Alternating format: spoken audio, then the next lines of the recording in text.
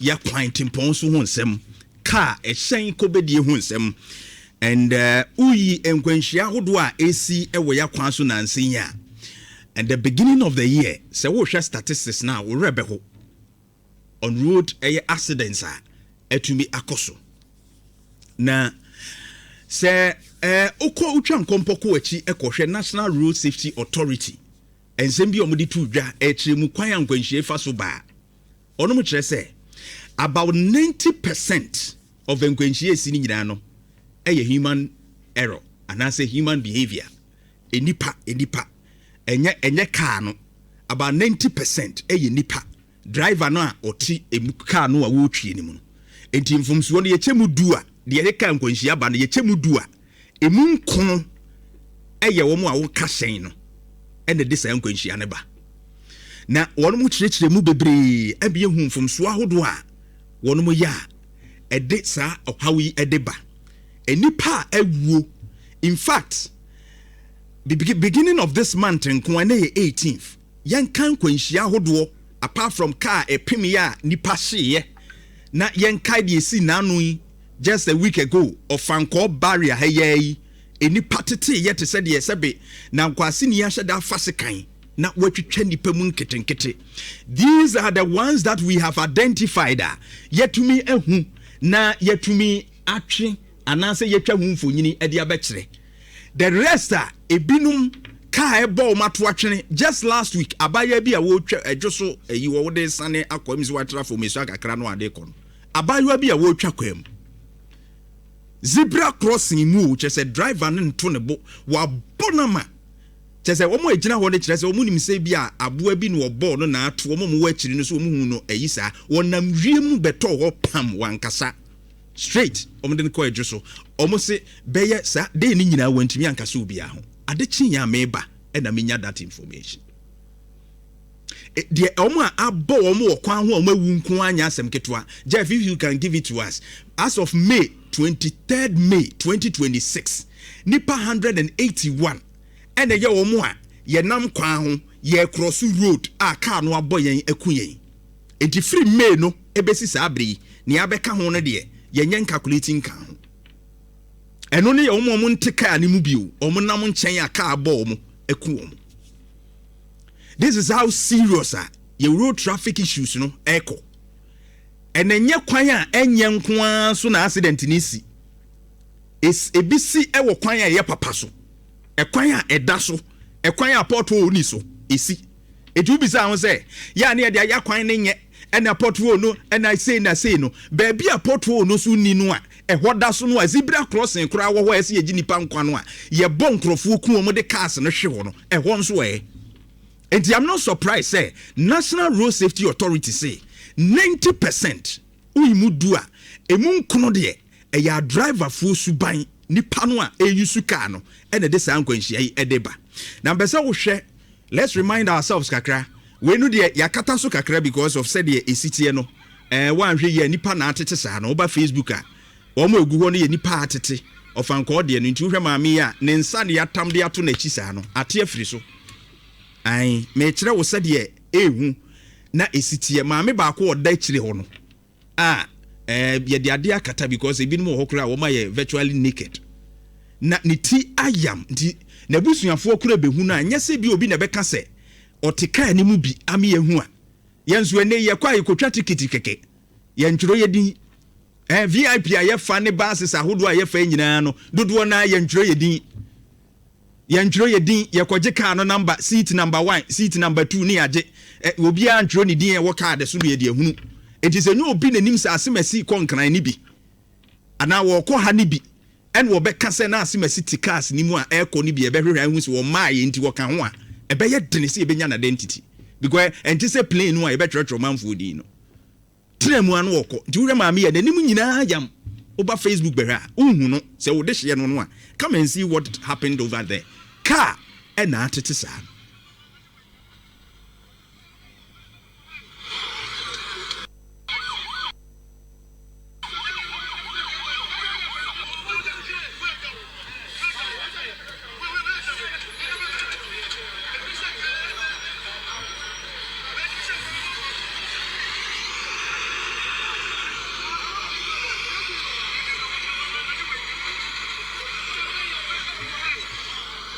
in Juba Facebook, that is what happened. Odi mo mehwe cord na mame mehwe network, it's not connecting well. The sound is bad.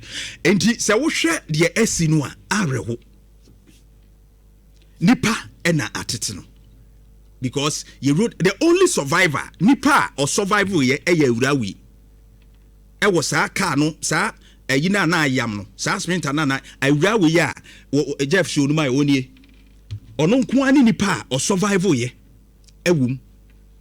One of the survivor was sa car ni mu. The others ne bi nso survival or the other cars ni mu, but we and no can asem. So when just say when who she don't see ne panyaya or them. This is the lady. Very sad one. ACC. Now, ayana, baby Sam, who say, when da bang, and your bedjin say, your bedjin nipan kwahu ebe hiae. Oh, Baberi. Just allow them. Nipan kwahu be hiae. Now, Jeff, show me the other one. Mami way by graduation, none by graduate, ya by out in chain who graduate to KNUST. And when she enti shed your mammy anymore. Bra Facebook behe mami hwede ye nanim ayenti enti maame ne se wokodi pamu a enkrofo hu ni se wo ya aboa wo mu hu ni se wo ye nipa oso obeda gi energy no yetwitwa ne hu nyina yetwitwa nachi etwitwa ne to ne ade ne ye ayeye ye nanim because ni ti konkra ni nyina na yi hwe nanim ni ti konkra ni nyina wo se ne hwini we nyina no eyi firi ho ne hwini we nyina eyi firi ho enti wo mu twitwa ne ho namba bi no mo de aye ehwene foforo e de amano. This is the woman.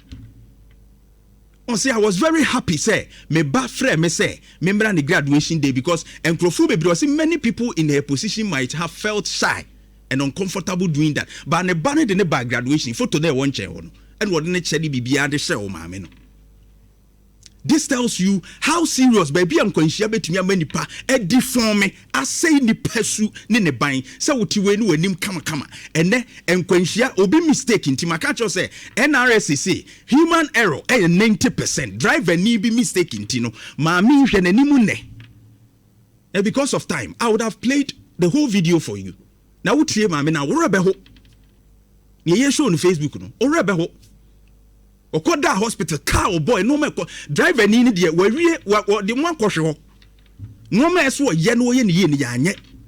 And I can the first quarter in 2026 over 1,000 Ghanaians and ewu nipa babura pem and ewu ya kwanso enkwanhia nko a because number 1 oduru zebra crossing na on hwe se obema nkrofo across na meduru adwoso kwam na me zebra crossing na me se eguo je the sensan ho ye den because car ni duru wa speed or dey kono on fa ho se ho kra ye ba bi anipa cross u enye me nwanwa se bo abayo no last week, but why next wo hwe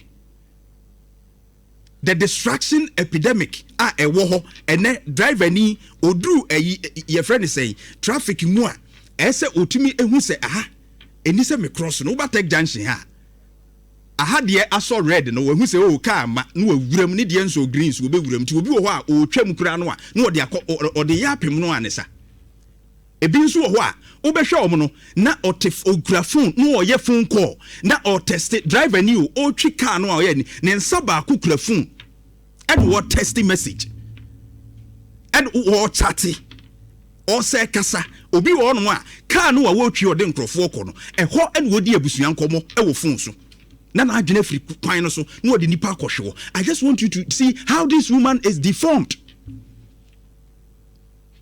Another one kura ye high volume music utna trotrom kura untimi ni obi kura ni nkomo god mu bie bass boom boom boom boom boom boom asese be na adwene no enye adwuma nipa tikam no wabie nwom no te se de wabie choba ana wabie club na obo boom boom boom etunya call kura wo trotro ni mu a untimi ntie. And as a driver wabie sa no se fault to be ba wo car ni mu a engine ni sound kura timi ma hu se fault to be ba car no ase no dede create mi ba e ma take kekere bi ma hu se fault ba car nim ba we bie nwum no a o ma high volume as a trotro driver no be de create se bibi ye dede e wo car na se ana bibi kure koso. These are the many errors ayeye.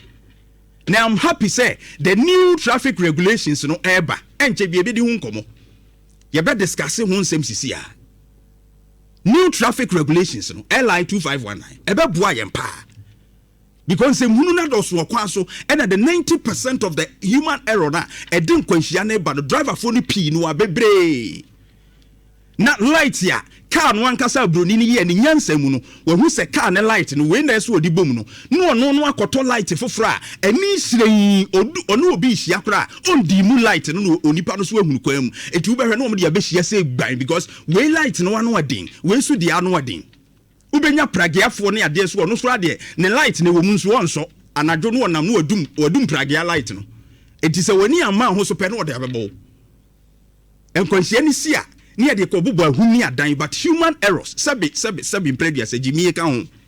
Light in Bronini, yes, a fire day. Check back here, Jeff for the truth is here. Articulate out a true light in any a true light be anywhere. A tiny street light in a walk who's a car vehicle. To the Muana banging and Quincy, yes, in Quincy, drivers normal form ready. Because no trailer and she. Overtaking hunu ohwe vox ibi emnam kwamu a baby ye crucial critical e hon wo ye overtaking curve so onhu nanim no wo ye overtaking no akoku nipa. We know all these things. For to be car owner no so car owners no so bi ka ho otwa sales akese e de ma drivers ni ti precious drivers no so next one cry say for to about driver be ka kire no Otimika sende minisika say na sika no de bra no ya de yede unim se car maintenance won sembeba poor maintenance culture na car na wagisika no de hye bottom that's all hwe car we hwe o de oba Facebook a regi ana wo yire de aye car we enso de akofa load o de ko the driver ni was ono kra ya nsa say kire say ade na enkoyie enso be hwe no waka kire car owner saa so yemfi no car owner gisika no wa hwemu aba wadi. These are some of the issues we are facing. One who can Gian wo ye ni hweba akonso ono so gallon and wo de sika ni mfimfi ade we pa there be o chesenti ya dwene I don't understand hwe gallon wo de sika ni mfimfi ena petrol no a obi egu ne kan mu wa abonten no ono de ni sinistia ni nchen wo mo de gallon bi esi wo no mo de tube atum ena feed car na nkrofo te card mu akwala hye maami yachi ni wo te trotro ni mu ena wo de fuel na wura card mu ho na gallon no esi a odi gumu na tube na Jesus Christ sa driver we mo mpene nche no de simfimfi wo no Ghana he ya mo mpene nche no why this is bad. Etifu woni hwiegu card mpena ba bia hiti pene jato card mu etika na ko jato mu some of these things ne majato na sinipa dwrebe ba DVL 40 wo we beba no ombe ma no road wati car no kura bi wo kura enko station onyame na meka hu cars ni bi wo enko DVL ho Jeff Atos Mami Julius Nikwe was say it will interest you that some private vehicle testing stations do not see the vehicles but still issue roadworthy certificate nyame na meka. When you penny on that CEO DVL on eka bebre kura mo mfa car ni nsiwo because car no se de esitie no uhu kura time so no de koye trotro car na nko ni ama no road worthy so mfa kwan so enkwanhia kosi na nipa wu yenye obi ahwe no one is held accountable for anything. O mai na yetim no wahu breadwinners awu hwe maamefo ya no matete guoi enkwala wo fie maame kwa aba wa mabiem because prince ni bi so hwe na duma yie na checkpoint wo no ohwe se car mfa overload car nya yi no ono so duru ho no wage ahye ne nsam din car no atwam fort we wo mu nyina wa anhwe arehu na baby a ye ko no. I believe that this new road regulations no ebeboaye na parliament etumi pass the road traffic amendment bill 2025 in December nay ye pese ye hase a ye de ye adwuma 2026 early 2026 there are so many interesting ayi wo mu a bani gi ho pa key issues a ye bedi mu nkomo before say me ne kwabena be wurawura mu kakra no. Let me tell the trotro drivers ni bia moaye mo ho akromfo no amote wo man mu a emra ne kire say before see beto transport fare mu no etwa se transport unions any transport ministry no esia agitum then you publish it Emma public ni nyina ya aware say ya to asentuadem this percentage effective date say. But a bit shall see edgy yesika 2 weeks ago, me metriabi 2 weeks ago. They started robbing us. It's not that they are taking transport fuel. They started stealing from us. Truck drivers ni bi shall see a riayen. Tutu ye bottom boy ye chrono since 2 weeks ago.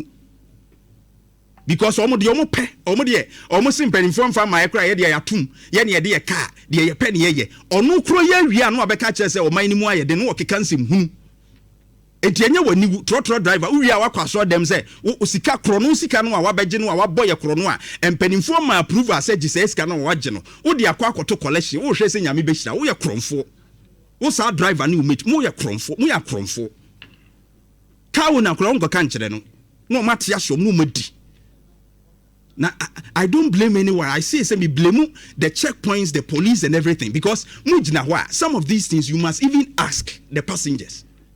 Because Munim said within that period, drivers need to misbehave. Ombe charge unapproved fare, illegal fare. And yes, Muslim inquire, now investigate. Do I be passengers? Ye Jemo saying, ye say, no crime, I'm a tip off. Now, what to me, I arrest to be a bebo, but ye jano musa. O mine be ya, a yeminu. That's my message this morning. Come Brian, road traffic, new road traffic regulations quickly. Na fi yem fancy dwene wo de maybe dwene na yetiane say Ghana's new road traffic reforms no ma change no kwabena de be fam quickly na yahwe no ma ben na change